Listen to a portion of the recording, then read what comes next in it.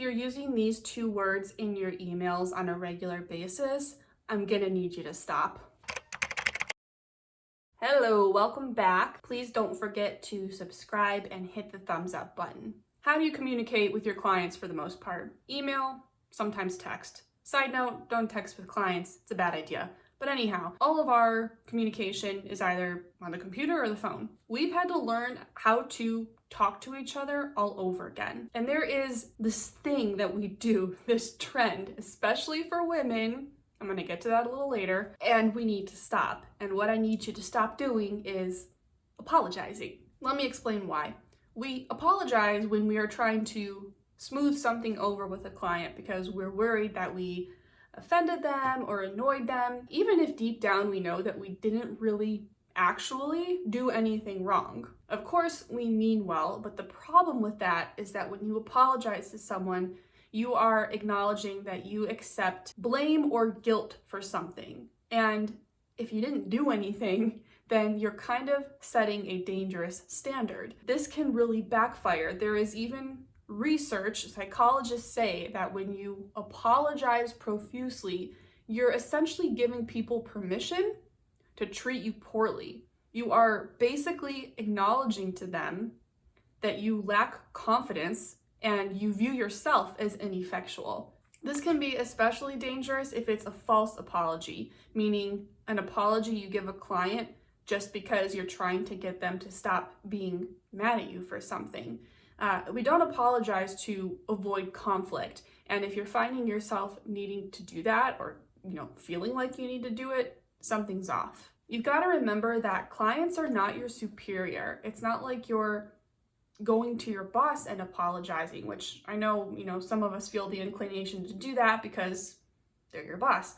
But in this case, you're both business owners. Whether you're a freelancer and you're, a solopreneur or an entrepreneur with a remote staff like me, you're a business owner. You're not their employee. You guys are on the same level. Can you imagine them apologizing to you profusely for nothing at all? No.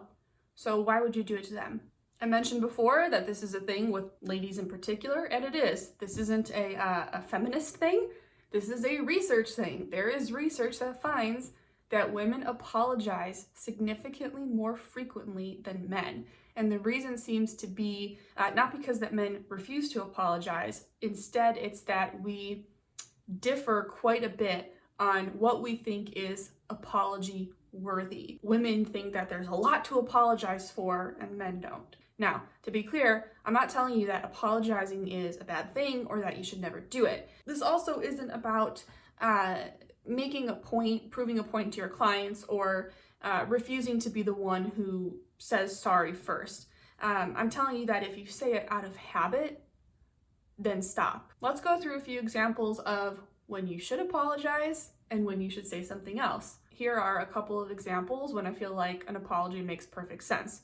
If you make a mistake, you go to your client, you can say something like, "Hey, I'm so sorry about the typo in that Facebook post, won't happen again."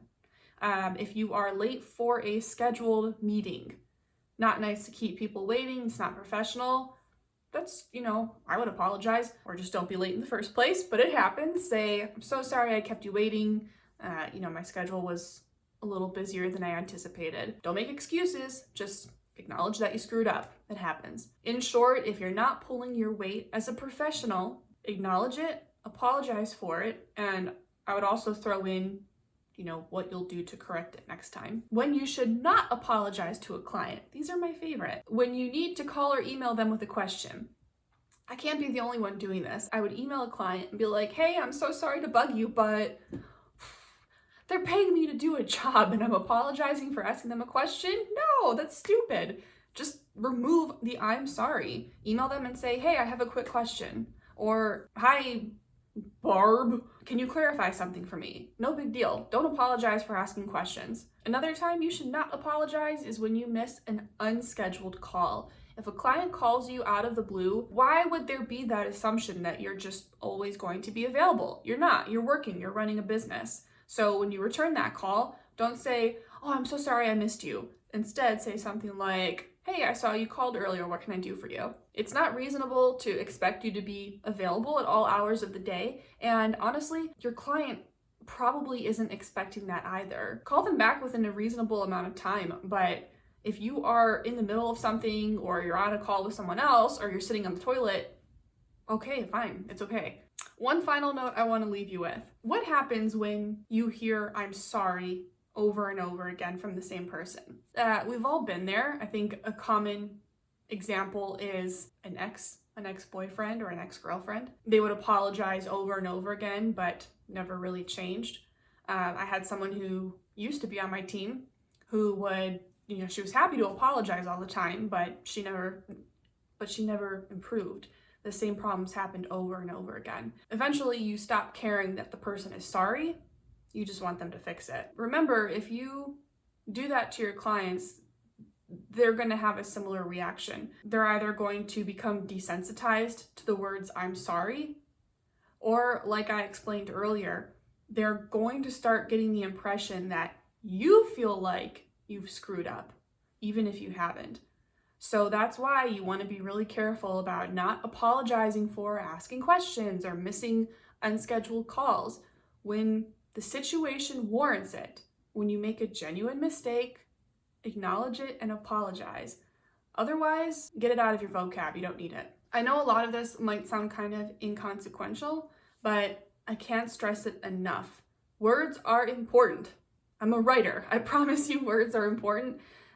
So you need to be really mindful of how you communicate with people, not just clients, but everyone in general. I hope you found this helpful. If you have any requests for future videos, feel free to leave them in the comments, and I'll catch you guys next time.